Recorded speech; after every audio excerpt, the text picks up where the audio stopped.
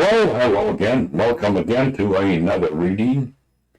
And today we're going to be looking at an article by John Bloore, and it's entitled The Moon God's City of Abraham's Day. Now, I tried reading this article, but for some reason or other, I'm starting to get a lot of ear pain again. So all I'm going to do is I'm going to turn on the digital reading on this one here. Hope you enjoy it. So with that said, let's just get the article up, and I'll shut myself off, and we'll start it. The Moon God's City in Abraham's Day. By John Bloore. Glimpses of the environment in which this friend of God was reared. Modern archaeological research has made it possible for us to visualize the scenes through which Abraham passed, and acquaint ourselves with the political, commercial, and religious conditions of that period in the history of the world. Stephen declared that, the God of glory appeared unto our father Abraham, when he was in Mesopotamia, before he dwelt in Haran, Acts 7:2. This was when he lived in Ur of the Chaldees, a great city of which the modern Mugayar, located on the west bank of the Euphrates, is the site now generally accepted. Ur is considered to have been the most important city in the southern region of Babylonia, and when Abraham lived there, it appears to have been the chief center of culture, devoted to the arts and sciences, a place of wealth and luxury. It was a city of empire. Its rulers held sway for centuries, having the titles of King of Ur, Sumer and Akkad, embracing the biblical lands of Shinar and Chaldea down to the Persian Gulf, and at certain periods assuming the proud title, King of the Four Quarters, or of the world. Dynasties changed frequently, and at times, Ur was obliged to yield in rank to other cities, like Isin, and Larsa, the biblical Elisar. Ur was famous as the city of the moon god Sin, accounted the Lord of Wisdom. Thus, it was one of the ancient seats of world idolatry, confirming the word of Joshua, your fathers dwelt of old time beyond or on the other side of the river, even Terah, the father of Abraham, and they served other gods. Josh 24:2, RV. Notice the specific relation to the river Euphrates mentioned by Joshua. It plainly intimates that Terah's family dwelt on the east of the river. As mentioned above, the present site of Ur is to the west of the river. But before the period of Rim-Sin, the Euphrates seems to have run west of Ur. Then Ur would be on the east, or on the other side of the river. This shows the accuracy of Joshua's statement, though made 500 years later. The 8 empire cities. The Babylonia of those days was a land of cities. Besides Ur, we know of Erech, Eridu, Larsa, Lagash, Isin, Nippur, Babylon. Their unearthed ruins, or other records, enable us to form a picture of them before our mind's eye. Unquestionably, they were rich, luxurious and spacious. Though the fortunes of empire were now with one and then another of these early city-states, they maintained throughout great importance as religious centers, having their own gods and cults. However, in the age of Hammurabi, Babylon attained supremacy, and accordingly, its god Marduk, the biblical Merodach, was accorded headship in the idolatrous pantheon of the vassal states. Even the rival god Enlil of Nippur, of which Bel was the common designation, the Bel of the Bible, lost chief place. After the Hammurabic age, this cult was restored to the preeminent place which it had previously enjoyed. It is well to remember the statement of Scripture, that what the nations sacrificed to idols they sacrificed to demons. 1 Cor. 10:20, Acts 17:22, Deut. 32:17, PSA 106, 35-37. In other words, idolatry represented a strange and awful power of spiritual wickedness. In these cities, guarded by thick walls and fortified gates, their rulers erected palaces, raised great temples to the gods, built the famous 7-staged towers so remarkable for height, mass, and brilliant color obtained by the use of glazed tile facing. These buildings were adorned with bas-relief sculptures, and decorative designs in which the lotus played a prominent part. In contrast with Egypt, where the great structures were built of stone, in these districts of the Tigris and Euphrates, the buildings were almost always constructed of sun-dried brick, burnt brick being used in the main only for the outer casing of the walls. The country afforded neither timber nor stone. General 11, 1-3. These Babylonian builders covered the brick walls of their public and private buildings, sometimes with stone slabs probably brought from the quarries around Sinai, and sometimes with plaster and asphalt ornamented with mosaic work formed of glazed terracotta, in the making of which these people excelled. Their buildings abounded in colorful decoration which, in the intense sunlight of that southern clime, made their cities glow with many hues. This gave to their streets an aspect of lightness, variety, and gaiety, not seen in the somber, colorless thoroughfares of present-day cities. The influences of Babylonian architecture ruled Elam and Assyria. Other nations, like Persia and the Hittites, borrowed from it, and traces of its influence appear in far distant China and India. Abraham came out of the midst of this land in which one of the grandest civilizations of the world was developed, indeed was at its zenith, for he certainly lived near to the golden age of Hammurabi. The God of glory called him out to a path of pilgrimage, and separation from the world's wealth, power, and pleasure, from father's house and kindred, to make a distinct break with the past, to seek another country, even a heavenly Heb.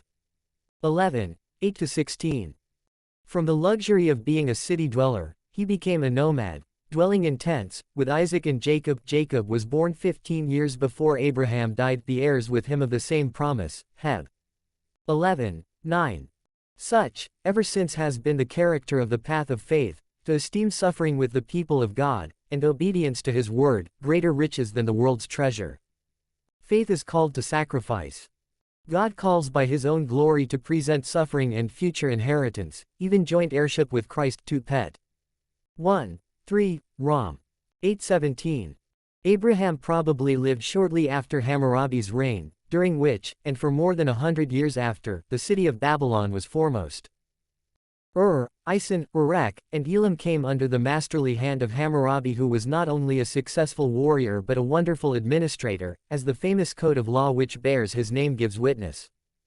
Abraham, then, would be familiar with life in Babylonia under the conditions which prevailed during this epoch. He was born and educated under the rule of the first dynasty of Babylon. He lived in Ur.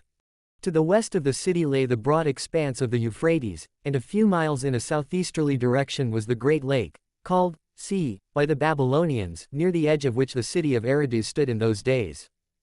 From the territory around this lake, called the Sea Land, came the kings of the Sea Land, or country, dynasty.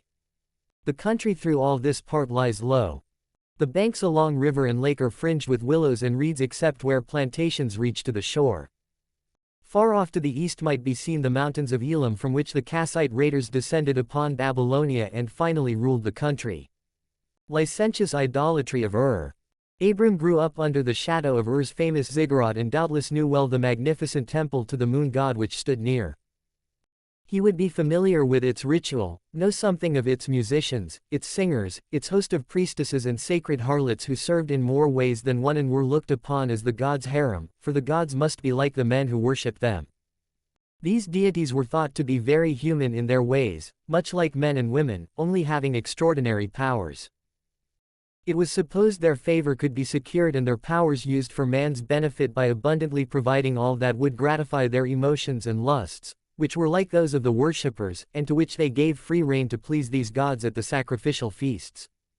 In the light of this, how true the first chapter of Paul's letter to the Romans is seen to be. The temples of these idolatrous and licentious cities were also the great financial centers of the community. The records show how the priestly officials arranged interest-bearing loans for commercial and agricultural purposes, and in cases of necessity, supplied the demands of the king. These temples also controlled large territories, and accumulated great riches from the lease of lands, the levy of taxes upon dependent cities, various tolls or dues, and revenue from cattle raising. A staff of collectors looked after these interests. The temple, too, was the chief scene of justice. There the courts sat, cases were tried, decisions rendered, and all of this was considered in relation to the God who was supposed to exercise judgment. There were also courts of appeal, and as a last resort, appeal could be carried to the king. Thus, the temple was intimately connected with the entire round of daily life, private and public, commercial and political. They were enriched by abundant tithes of cattle, sheep, the first fruits of crops, beer, and wine. In Ur, Abraham would meet many traders and husbandmen, for around the city there were extensive grain fields and many groves of palm and fruit trees. In the markets he could purchase a great variety of commodities: grapes, figs, dates, melons, many vegetables, corn, barley, wheat, flocks, and fish. The society Abraham knew was divided into three general classes, and these were recognized by law with special legislation for each: the patrician, the plebeian, and the slave. The priest, scribe, physician, and chief government officials ranked highest in the occupations of life, then merchants, teachers, mechanics, and other workmen. The slave was treated like a chattel, sold or pledged, and for damage done to him, his master received compensation. Still, he could acquire wealth and transact business, but all under his master's supervision. He could purchase freedom with his savings. Then Abraham would be acquainted with the shipping trade and general business operations of those days. Much business was done by boat on the rivers and numerous canals of Babylonia. The boats varied in size, and were either propelled by a pole, or towed by men, and in some cases aided by sails. The business records of the time show operations of various kinds, similar to those of today. The contracts cover storage, loan, exchange, sale, lease, and mortgage. Though there seems to have been no coinage system, yet gold and silver changed hands in both religious and commercial transactions. Much work was done in copper, and there was the manufacture of pottery and jewelry. Though no great number of literary productions have yet been found, still enough has come to light to indicate that literature had its place in Abraham's day. That it had been abundant would cause no surprise, when we consider the quantity of business documents, private correspondence, and temple archives already known. Abraham's knowledge, natural and divine. In the main, the literature we now know deals with the creation, the deluge, the gods, and certain heroes concerning whom narratives were written in romance form. With these, Abraham must have been acquainted. As to the supernatural element, only germs of truth remained, for idolatry and superstition had so polluted the stream of tradition that all seemed enveloped in midnight darkness when we compare these remains with the clear light of God's own word. They make apparent the utter impossibility of our knowing anything worthy, the name of truth, except God had in due time brought in by inspired men, the written revelation we now possess. From it the glorious light of unquenchable and imperishable truth shines out to dispel the abysmal darkness of vain human imaginings. We may take it for granted that Abraham knew the Babylonian accounts of creation and the flood, and the Sabbath, too, was known. Are we to think God did not clear away many of these mists and dark clouds, bringing him out of superstition into the possession of true knowledge?